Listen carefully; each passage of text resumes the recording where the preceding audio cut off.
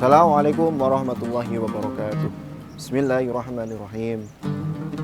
Alhamdulillahilladzi atana bi syahri ramadana bi fadli rabbina wa lailatul qadri bihi qad nazalat tuba liman talabaha kama sabat. Ya sayyidis salatu wassalam alaika ya ra'ufu ya rahim wal ali qad usri'atil hawaiju bikal hudar ridal futuhul faraju. Antal musyafa'un syafi'us fa'lana indal karimi abada wa rabbina. Ya ayuhal ghawsus salamullah alaika rabbini bi'idnillah wandur ilayya sayyidi binabrah musilati lil hadratil aliyah amma ba'du.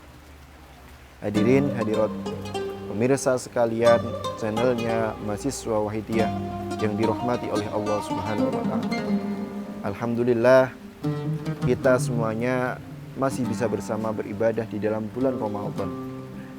Bulan yang penuh berkah, bulan yang penuh kemuliaan, dan juga bulan yang penuh dengan ampunan. Di mana bulan Ramadan ini merupakan bulan yang tidak pernah dirasakan oleh umat-umat sebelumnya. Mungkin di dalam bulan Ramadan ini kita masih bisa beribadah bersama dengan keluarga kita, teman-teman kita, sanak saudara kita dengan berbahagia dan ceria. Namun kita nanti pasti akan melewati satu masa, di mana masa tersebut masa yang sangat membingungkan bagi manusia. Semuanya akan lari dari orang yang pernah ia kenalnya. Ia akan lari dari sanak saudaranya, ia akan lari dari keluarganya, ia akan lari dari teman-temannya, bahkan lari dari semua teman yang pernah ia kenalnya.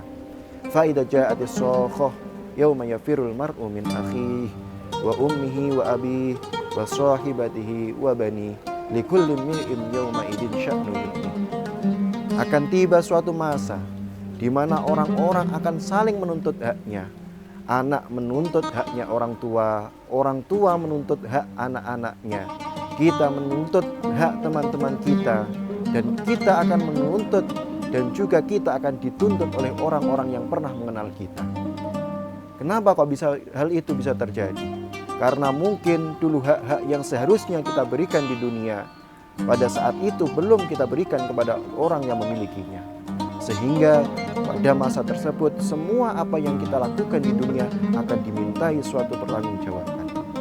Kalau kita hanya menggunakan dan mengandalkan amal kita, maka mungkin amal kita akan habis untuk menebus segala hak yang belum pernah kita berikan kepada pemiliknya.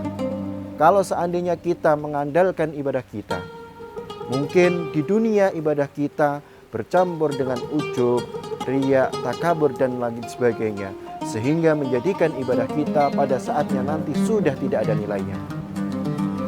Hadirin hadirat yang dirahmati oleh Allah Subhanahu wa taala. Tetapi kita masih ada satu harapan yang masih bisa kita andalkan, yakni syafaat dari beliau Rasulullah sallallahu alaihi wasallam. Dengan adanya syafaat beliau merupakan suatu bentuk kasih sayang beliau kepada umatnya. Karena beliau Rasulullah tidak akan rela walaupun hanya satu umatnya saja dimasukkan di dalam nerakanya Allah Subhanahu wa taala. Sebagaimana hadis yang dijelaskan oleh Imam Ahmad dan juga Imam Ibnu Majah yang diriwayatkan melalui Rasulullah sallallahu alaihi wasallam. Khuyirtu baina syafa'ah wa baina ayyadkhula nisfu ummati al-jannah. Rasulullah oleh Allah diberikan dua pilihan, antara diberikan syafaat dan juga dimasukkan separuh umatnya di dalam surganya Allah Subhanahu wa taala. Fakhtartu asy-syafa'ah, tetapi Rasulullah lebih memilih syafaat daripada umatnya masuk di dalam umatnya masuk di dalam surganya Allah. Lantas kenapa hal itu bisa terjadi? Li'annaha a'ammu, disebabkan karena syafaatnya Rasulullah itu jauh bisa menolong lebih banyak umatnya daripada hanya separuh saja umatnya yang dimasukkan di dalam surganya Allah. Nabi-nabi terdahulu oleh Allah diberikan keistimewaan berupa doa yang sangat mustajab. Ketika ia meminta langsung diberikan, ketika ia bermunajat langsung dikabulkan. Nah, Dan itu semuanya sudah digunakan oleh nabi-nabi terdahulu. Sehingga ketika umat-umatnya nabi terdahulu meminta pertolongan, meminta syafaat kepada nabi-nabi yang terdahulu, tidak akan bisa atau tidak bisa menjamin keselamatan dari umatnya. Tetapi beliau Rasulullah SAW menyimpan doa-doa tersebut sebagai bentuk syafaat yang kelak nanti dijadikan pertolongan kepada umatnya di yaumil qiyamah. Hadirin hadirat sekalian yang dirahmati Allah. Lantas bagaimana cara kita mendapatkan syafaat dari beliau Rasulullah SAW? Yaitu dengan cara mencintai beliau. Bagaimana bentuk cinta kita kepada beliau? Yaitu sebagaimana yang telah dijelaskan, man ahabba syai'an aktsara min dzikrihi. Barang siapa yang mencintai sesuatu, pasti ia akan banyak menyebutnya. Maka bukti cinta kita kepada beliau harus senantiasa kita realisasikan, kita ungkapkan dengan cara memperbanyak sholawat kepada beliau. Karena bacaan sholawat kita nanti dihaturkan oleh para malaikat kepada beliau Rasulullah SAW. Dan beliau Rasulullah akan mengenali kita sesuai kadar banyaknya bacaan sholawat yang kita baca kepada beliau. Semakin banyak kita membaca sholawat kepada beliau, maka diri pribadi kita akan semakin dikenal oleh beliau.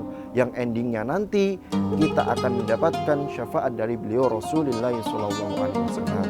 Maka mulai saat ini kenalkanlah diri pribadi kita semuanya senantiasa kepada beliau Rasulullah SAW dengan membaca bacaan sholawat kepada beliau. Mungkin cukup sekian yang dapat kami sampaikan pada kesempatan kali ini. Akhirul kalam, wabillahi taufiq wal hidayah. Assalamualaikum warahmatullahi wabarakatuh.